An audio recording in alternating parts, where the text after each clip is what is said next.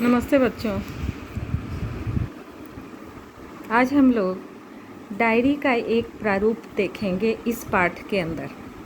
ठीक है, ये पाठ है तुम्हारा 12 पौधे के पंख। ये एक डायरी लेखन है जो हम लोग अपनी बातों को जब लिखते हैं तो उसमें डेट डालते हैं, समय लिखते हैं और उसमें हम अपनी बीती हुई बातों को लिखते हैं कि आज मैंने ये किया, आज मैं यहाँ गया था। ठीक है, तो ये देखते हैं कि ये किसने लिखा और कैसे लिखा। ये 24 जनवरी 1962 की घटना लिखी हुई है। यह श्रीधर मेरे सामने लेटा है और मुझे आज बेहद बुरा लग रहा है। परसों दीदी का विवाह है, मुझे खुश होना चाहिए। आज मेरी माँ की प्यारी सखी का लड़का श्रीधर मेरे पास आया है, मुझे खुश होना चाहिए। पिछले 10-12 दिनों से जब से दीदी के विवाह की तैयारियां हो रही थी, मैं खुशी तो था, पर आज मुझे एकाएक यह उदासी क्यों घेर रही है? क्यों आज सारे दिन मेरा कुछ भी खाने को जी नहीं किया? ये देख रहे हो ना, इसको पढ़ रहे हो तो ये आज की घटना है। आज की घटना मतलब शाम को लिखी गई बात। जब दिन भर बीता तो शाम को लिखी गई ये बात है। तो देखो, ध्यान दो कि डायरी कैसे लिखते हैं। हम लोगों ने कई बार डायरी लिखा है, इसको पढ़ के तुम्हें और भी अच्छे से समझ में आएगा। दादी माँ ने कितनी बार खाने के लिए बुलाया, पर मैंने अनसुना कर दिया। हाँ, मैं अपनी दादी माँ, चाची, ताई सबको ही कुछ भी कह देता हूँ, फिर भी ताज्जुब है मेरे माँ बाप मुझे कुछ क्यों नहीं कहते, जबकि दयाल के माता पिता उसे जरा सा अशिष्ट व्यवहार करने पर ही कितनी डांट लगाते हैं। हाँ, तो मुझे आज सारे दिन बुरा लगता रहा है। कहीं मुझे श्रीधर से जलन तो नहीं हो रही? मुझे लगता है बात ऐसी ही है। रीता मौसी के साथ श्रीधर आया तो आते ही मुझसे बोला, बॉल खेलोगे? मुझे बॉल खेलनी नहीं आती, मैंने साधारण ढंग से कहा था, पर वह ना जाने क्यों बेहद ज़ोर से खिलखिलाकर हंस पड़ा था। मैंने पूछा, तुम क्यों हंसे? वह बोला, हंसने की तो बात है, एक मामूली सा खेल भी तुम नहीं खेल सकते? मैं क्या करता? सुनकर चुप रह गया था। ये सारी घटना है जो इसके साथ बीती। सचमुच मुझे कुछ खेलना नहीं आता। दादी माँ और ताई कोई भी तो मुझे खेलने नहीं देती, हमेशा कहती रहती हैं हाथ पैर टूट गए तो।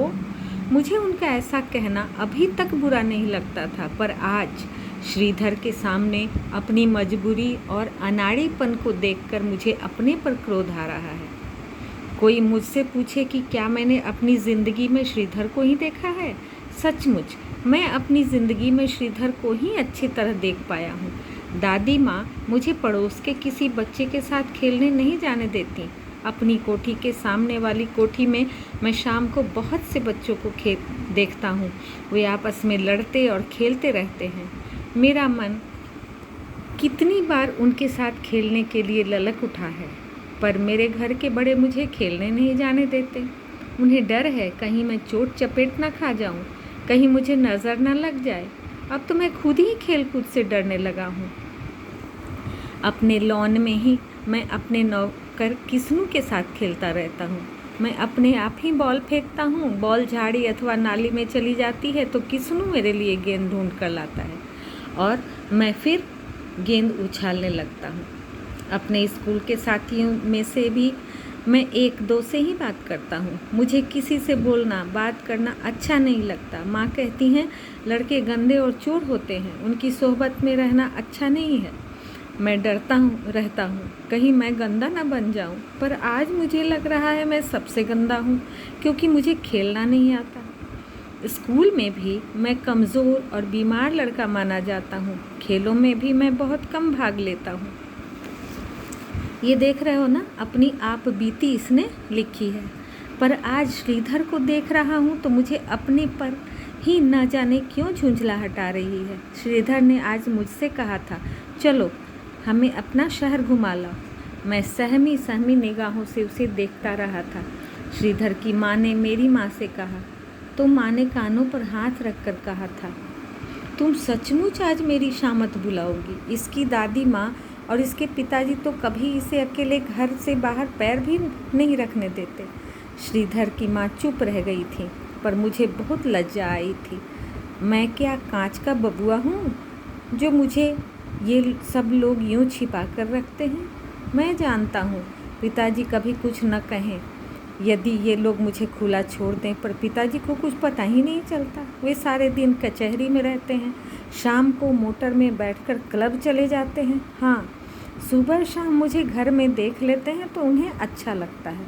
बस इतना ही मैं जानता हूँ। यूँ पिताजी से मैं कम ही बातचीत कर पाता हूँ। अब देखो, ये सारी घटना लिखी हुई है 24 जनवरी की, और इससे आगे अब 25 जनवरी। मैं क्या करूं? मुझे आज बहुत बुरा लग रहा है। श्रीधर ने मेरे सारे खिलौने देखे और फिर खिल्ली उड़ाते हुए कहा, तू यार इन छोटे छोटे खिलौने से कब तक खेलता रहेगा? श्रीधर मुझे न जाने क्या समझता है, अपने को पहलवान मानता है और मुझे दूध पीता बच्चा। भला उसमें मुझसे ज़्यादा क्या है? मैं उससे यही कहना भी चाह रहा था, पर कह नहीं सका। मैं जानता हूँ उसमें मुझसे बहुत सी बातें ज़्यादा है। वह मेरी ही उम्र का है, पर मुझसे ज़्यादा तगड़ा है, मुझसे ज़्यादा दूध पी सकता है, मुझसे ऊंचा उछल सकता है। कह रहा था वह घोड़े पर भी चढ़ सकता है। मुझे तो दादी ने मसूरी में पहाड़ पर भी घोड़े पर नहीं चढ़ने दिया। कहने लगी, मेरा इकलौता पोता है, गिर गिरा जाएगा तो किसी का क्या बिगड़ेगा? मैं ही हाथ झाड़ कर रह जाऊंगी। माँ भी तो यही कहती है, मेरा इकलौता पौधा है, मेरा इकलौता राजकुमार है। सुनते सुनते मेरे कान पक गए हैं। मैंने आज खाना नहीं खाया, दूध नहीं पिया है, तो दादी माँ अपने कमरे में बैठी मेरे लिए राम जी की माला जप रही हैं। आज श्रीधर मेरे कमरे में सोया है। मैंने आज किसी को अपने कमरे में नहीं आने दिया है, माँ को भी नहीं। माँ मुझे अपने साथ ही तो सुलाती हैं। आज वह दीदी के विवाह की तैयारियों में उलझी हुई हैं, इसलिए उन्होंने कुछ नहीं कहा, नहीं तो मेरे पीछे पड़ जाती। मुझे कभी अकेले मेरे कमरे में नहीं सोने देती। दादी माँ और माँ समझ रही हैं कि मैं आराम से सो रहा हूँ। मेरे सामने तस्तरी में ढेर सारी मिठाई और फल जो वे मेरी मेज़ पर रख गई हैं खा लिए होंगे। वे क्या जाने, मैंने इनमें से एक भी चीज़ नहीं छुई है। मैं बराबर जाग रहा हूँ, मुझे नींद नहीं आ रही, और मैं यह डायरी आज बिल्कुल पहली बार लिख रहा हूँ। अपनी खुली खिड़की में से मुझे आज पूरा चांद चमकता दिख रहा है। बिल्कुल पहली बार ही तो मैंने इसे देखा है, और मुझे आज बेहद प्यारा लग रहा है। इसे इसकी माँ इतने बड़े खुले आसमान में अकेला खेलने को छोड़ देती हैं, रोकती नहीं। काश मेरी माँ मुझे इसी तरह अकेला छोड़ देती। न मैंने अपनी ज़िंदगी में कभी हरी घास पर चलकर देखा है, न नदी में नहाकर, न बारिश में भीगकर। मैं क्या करूं? मर जाऊं, कहीं भाग जाऊं या कहीं उड़ जाऊं? अच्छा, अब सो जाऊं, नहीं तो माँ और दादी माँ मेरी लाल आँखों को देखकर कल ना जाने कितने डॉक्टरों को बुला लेंगी। उफ, यह कमबख्त श्रीधर कितनी मौज से गहरी नींद सो रहा है। इसे क्या परवाह, चाहे मैं कभी तक जागूं। मुझ कमज़ोर पिल्ले से बच्चे को यह दोस्त बनाना भी तो नहीं चाहता। ये शशि प्रभा शास्त्री की लिखी हुई डायरी है, जो बच्चों हम लोगों ने अभी पढ़ी। इतनी अच्छी डायरी तो तुम लोगों ने देखा कैसे बीती हुई बात को, जो हम सुबह से बात को पूरे दिन में करते जाते हैं, जो काम करते जाते हैं, जो महसूस करते जाते हैं, उसको एक डायरी में हम लोग डेट के हिसाब से लिखते रहते हैं। जैसा तुम लोगों ने यहाँ देखा 24 को लिखी गई, ये अगला हिस्सा 25 जनवरी को लिखा गया। तो आप लोग भी डायरी लिखने का अभ्यास कीजिए, बहुत सुंदर डायरी लिखेंगे। ओके, पढ़िए, बाय बाय।